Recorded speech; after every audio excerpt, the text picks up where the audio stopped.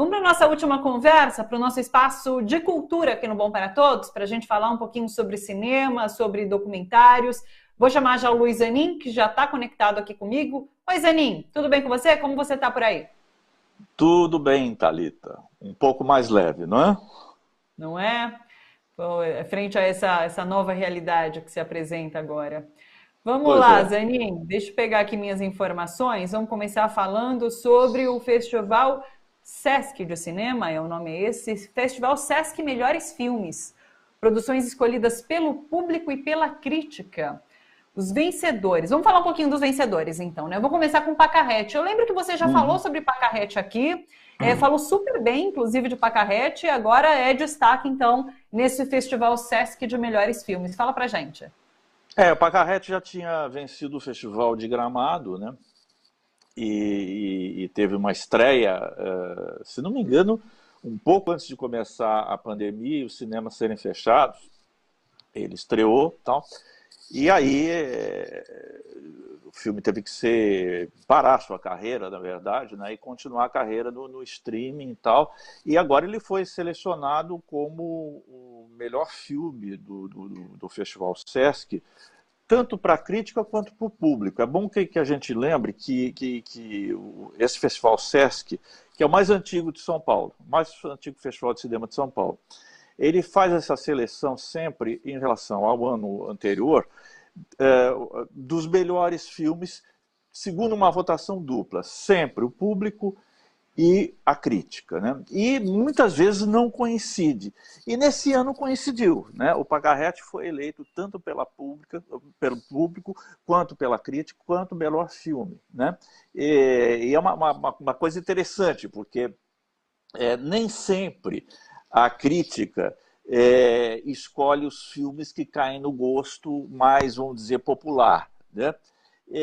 E às vezes essa confluência acontece. Isso é uma ótima coisa de acontecer, né? Um grande filme ser também um filme de apelo popular, que as pessoas adoram, que as pessoas se emocionam, que as pessoas se sentem atraídas por ele e ter uma relação de amor mesmo com essa obra, né? E Pacarrete é uma história encantadora e muito também por causa da atriz principal, que é a Marcélia Cartacho, né? Que ela interpreta uma velha bailarina que está numa cidade do interior do Ceará, e ela quer fazer uma apresentação no aniversário da cidade. Ela tenta fazer uma apresentação de balé clássico no aniversário da cidade. E a secretária de Cultura, que nós estamos vendo, acabamos de ver esse diálogo que passou a imagem, ela quer saber de tudo, menos de balé clássico na festa que ela está montando, né? Que ela está montando uma festa que ela acha que não cabe música clássica, não cabe bailado, muito menos para uma dançarina de terceira idade. Então é um filme que se apoia muito nessa personagem, que é uma personagem absolutamente encantadora, né? Ela tem uma irmã, mora com uma irmã mais velha, né? E tem todo um relacionamento entre elas e entre algumas pessoas da cidade. Ela é baseada, segundo o diretor Alain de Botton, numa personagem real que ele conheceu na cidade dele, né? E que era essa pessoa que era meio considerada assim a maluquinha da cidade. E ele foi pesquisando e ele acabou chegando à conclusão que ela de maluca não tinha nada. Ela era, pelo contrário, era uma mulher refinadíssima, ela falava francês, ela de fato dançava, ela conhecia música clássica e era absolutamente isolada na situação que ela estava, né? E o filme acaba sendo, assim, em toda a sua simplicidade, em todo o seu encanto, uma defesa da arte, da criatividade, uma defesa das pessoas de terceira idade, sem qualquer propaganda, sem qualquer pieguice, né? Mostrando como essa sensibilidade acumulada pela experiência poderia ser algo de muito útil para a comunidade, mas que também não está nem aí, né? Principalmente as pessoas que dirigem a parte cultural dessa comunidade, acham que aquilo é uma coisa ultrapassada, que não tem nada a ver e tal. E, enfim, é uma grande homenagem à música, à dança, à arte e à própria arte do cinema. É um filme absolutamente encantador. A Marcélia é uma atriz paraibana. Ela está em estado de graça nesse filme. Ela é uma unanimidade, né? A Marcélia foi atriz de um filme brasileiro muito famoso dos anos 80, que é A Hora da Estrela, da Suzana Amaral, baseada no romance da Clarice Lispector, né? Ela foi até premiada no Festival de Berlim, a Marcélia, né? Ela tem uma premiação internacional importantíssima nos anos 80. E ela tem agora o seu outro grande papel no cinema. É um filme assim adorável. Que bacana. Fico acompanhando encantada as imagens, realmente. É aclamadíssimo, como você disse, o público e a crítica. Que bacana. É muito Um legal. outro destaque desse festival é o francês Retrato de uma Jovem em Chamas. Fala pra gente mais sobre esse filme. Então, esse foi outro caso, você vê que engraçado também, ele ganhou o prêmio do público e o prêmio da crítica, para minha surpresa, nesse caso, porque nos meios onde eu ando, ele não tem tanta unanimidade como tem o Pacarrete. O Pacarrete é uma unanimidade, todo mundo gosta, é uma coisa impressionante. Esse filme francês, ele tem qualidades, mas ele divide mais a crítica. É uma história ambientada no século XVIII, um filme de época na França, em que uma pintora é convidada para fazer o retrato, né, esse retrato que acaba sendo o retrato de uma jovem em chamas, de uma pessoa, de uma jovem que vai se casar, mas ela não pode saber, ela não quer ser retratada, ela não pode saber que ela está sendo retratada. Então, a pintora estabelece uma convivência com a modelo dela, que não sabe que é modelo de um quadro, e essa convivência evolui para uma outra coisa, né? É um filme interessante, não é um mau filme. A diretora, Céline Sciamma, é uma diretora de talento, né? E tem uma atriz francesa que é muito boa, que é a Adèle Haenel, que também rouba o filme, né? Grande parte da força desse filme vem da atuação da Adèle, né? Que é uma mulher que já trabalhou com os irmãos Dardenne, ela já, embora muito jovem ainda, já tem uma carreira assim, de filmes de muita qualidade, e é uma grande atriz, sem dúvida nenhuma. Ela é a pintora ou é a modelo? Ela é a pintora. Ah, tá. E é um papel difícil, a gente tem que reconhecer que é um papel complicado de ser feito. O filme, ele trabalha com muita sutileza essa questão do relacionamento que se estabelece, e é um filme que também é cheio de referências culturais, de pintura, de época, da representação, e é um filme, sem dúvida nenhuma, ele tem esse apelo. É um filme da liberação feminina, né? É um filme, inclusive, ele, na França mesmo, foi assim, um filme que foi emblemático dessa questão feminina, então despertou assim, muito apoio das feministas, principalmente, né? Então é um filme que tem essa força, sem dúvida nenhuma. Eu fiquei surpreso de ter essa unanimidade entre público e crítica, mas é um filme que tem valor, sem dúvida nenhuma. Bacana demais. Olha só, esses filmes estarão em cartaz na plataforma digital do Sesc, que é o sesc.digital. Está aqui na tela para vocês. Deixa eu dar uma dica, Thalita. Claro. Esse negócio é complicado. As pessoas que querem ver os filmes, eu convido a entrarem na plataforma do Sesc e verem como é que é o sistema de exibição. Porque para você ver o festival vai até o dia 5 de maio. Então é um festival extenso no tempo. Tem filmes que vão ficar no festival o tempo todo disponíveis. Tem outros que vão ficar apenas 24 horas. Eles têm, vamos dizer, uma espécie de uma estreia e eles ficam disponíveis apenas 24 horas. Tem outros que ficam disponíveis até um determinado número de visualizações. Daí eles são retirados. Então, não tem uma regra geral. Certamente houve uma negociação do festival com cada produtor de filme e cada um impôs as suas exigências. Então, eu não tenho uma regra geral para explicar para as pessoas como é que funciona o festival. Tem que entrar lá e ver o filme que a pessoa tiver interessada e ver as condições de exibição. O festival está perfeitamente bem detalhado lá, mas tem que entrar lá para ver isso aí. Porém, é tudo de graça. Tudo de graça, tudo de graça. Você entra no portal lá do Sesc, do cinema, é tudo de graça e é tão prático que você não precisa nem fazer cadastro. Em geral, eles pedem, mesmo as atividades de graça, você tem que fazer um cadastro prévio, dar seu e-mail, criar uma senha. Esse não. Você pega, entra e assiste o filme. E eu convido as pessoas também a não verem só os filmes do festival. Tem outros filmes que são lançados nesse portal do Sesc, que são obras maravilhosas, estão lá disponíveis. Estão lá disponíveis para quem quiser ver, inclusive alguns com apresentações de crítico.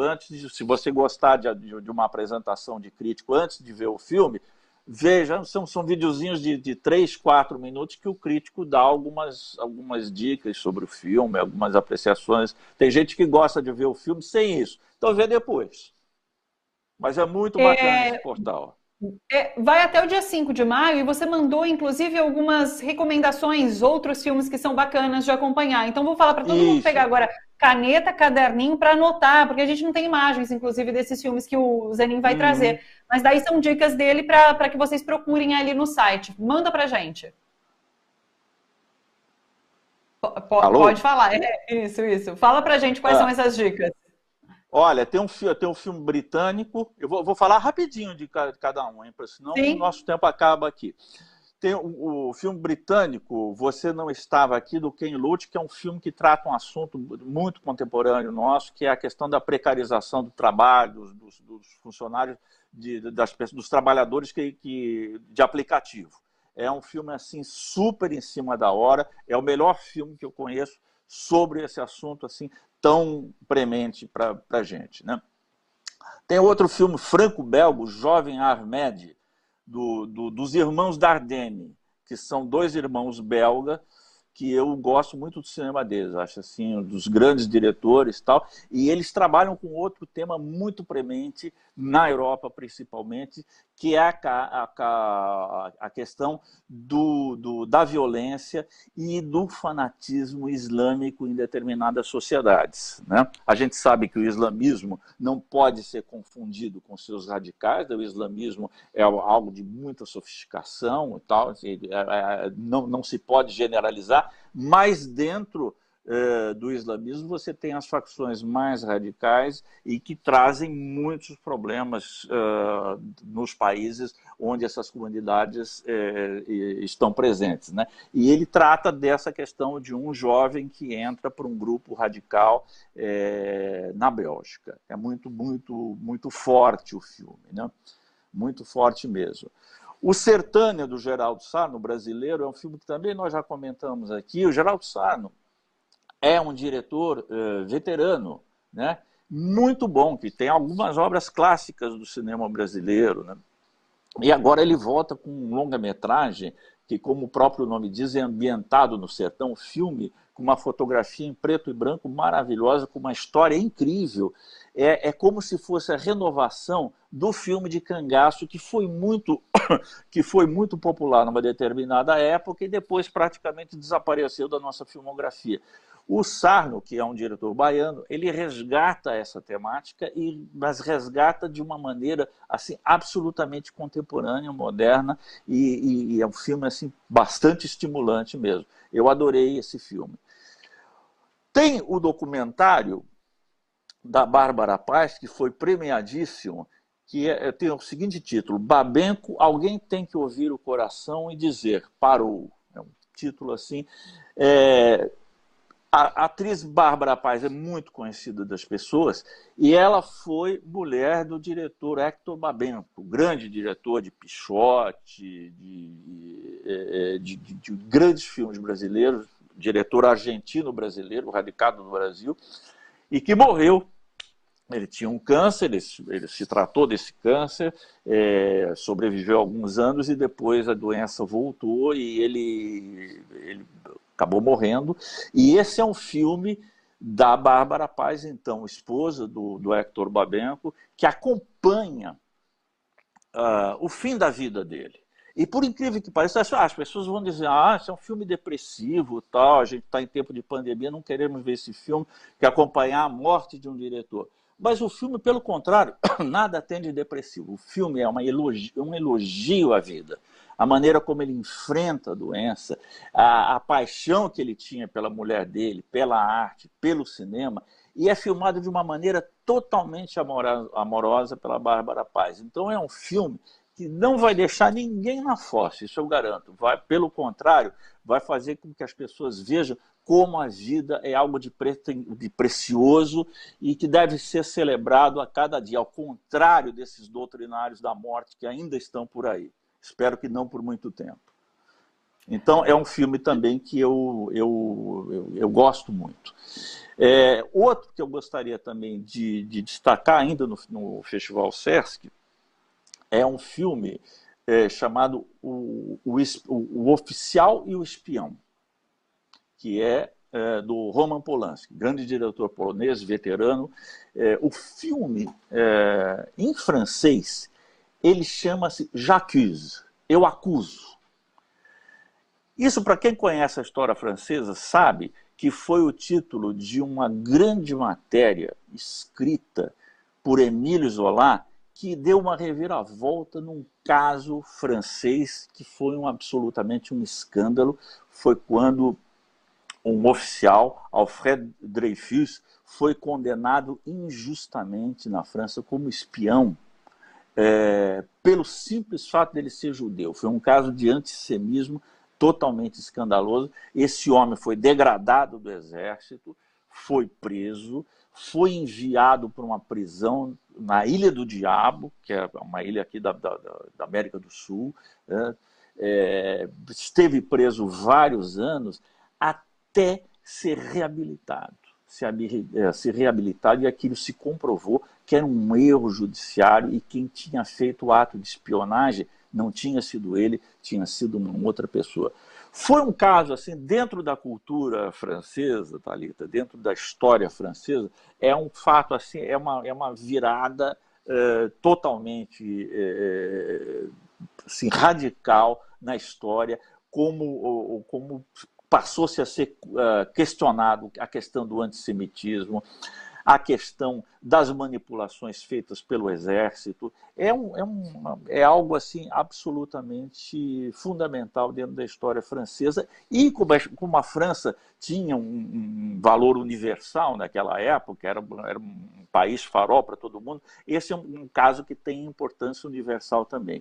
E esse título vem do Émile Zola, que grande escritor, né, naturalista francês, e que faz esse panfleto no bom sentido do termo, eu acuso, defendendo o acusado injustamente, o Dreyfus, né? E ele sofreu as consequências também. O Zola foi preso, depois ele teve que se exilar na Inglaterra, ficou anos fora da França, sofreu todas as consequências. É um caso assim rumoroso da França e que é feito num estilo cinematográfico assim clássico, denso. Assim, sabe manja aquele tipo de filme sólido que você fala? Esse cara sabe filmar. Esse cara, e você se envolve com o filme assim, de uma maneira assim, extraordinária. Então é um filme que eu recomendo muito para quem gosta, principalmente de filme histórico e de filme político, que tem toda uma questão política lá, de como você encontra, em determinados momentos, bodes expiatórios para assumir culpas que não são dele. E, no caso, esse foi um caso que entrou mesmo para a história da humanidade. Então, é um filme político assim, da melhor qualidade. Perfeito. Ô Zanin, vamos rapidamente para o É Tudo Verdade, e daí a minha sugestão é a gente falar só sobre essa sua dica especial para o filme de encerramento, ou você quer trazer algum outro? Tá. Pode ser? Pode ser, pode ser. Mesmo porque, Thalita, o filme de encerramento é dia 18 no domingo. Só dar essa dica para as pessoas. Quem tiver acompanhado o festival e não viu tudo, ou quer ver ainda alguma coisa, tem esse filme de encerramento, que é A Última Floresta, que é do Luiz Bolognese. Depois, na segunda-feira, o festival faz um debate lá de avaliação, da premiação e tudo mais. E na terça-feira são reprisados os vencedores da parte nacional e da parte internacional. Então, quem quiser ainda ver os filmes que serão eleitos os melhores, tem essa dica, então, da terça-feira. Bom, A Última Floresta, do Luiz Bolognese, deixa eu te falar do Bolognese, é o segundo, é um diretor muito bom. Diretor, assim, muito especial, um cara, assim, politizado, um cara, assim, que tem uma visão muito boa, tanto do cinema quanto da sociedade, porque para mim precisa ter as duas coisas para fazer filme bom, né? Não basta saber fazer cinema, tem que saber cinema e tem que saber pensar também a realidade em que ele está. E o Luiz Bolognese tem esse. Ele tinha feito um filme anteriormente sobre a questão indígena, chamada Ex-Pagé, que é sobre a presença de igrejas evangélicas no meio da comunidade, em certas comunidades indígenas, e como isso está descaracterizando culturalmente algumas dessas comunidades. Esse, da Última Floresta, é um filme especial. Esse é um filme, assim, tem uma narrativa que vai mostrando, são os Yanomamis, né? Vai mostrando as lendas de criação deles através de uma narração, que depois a gente descobre que a narrativa é feita por um xamã que ficou muito conhecido de todos, chamado Davi Copenaua. Ele até tem um livro muito legal, muito interessante, que é um livro famoso, que foi publicado primeiro na França e depois no Brasil, através ele contando para um etnólogo francês, um livro dele, do Copenaua, chamado A Queda do Céu. E muito desse filme tem informações desse livro, né? De como esse cara, esse xamã, tenta mostrar o equilíbrio, né, com que os indígenas mantêm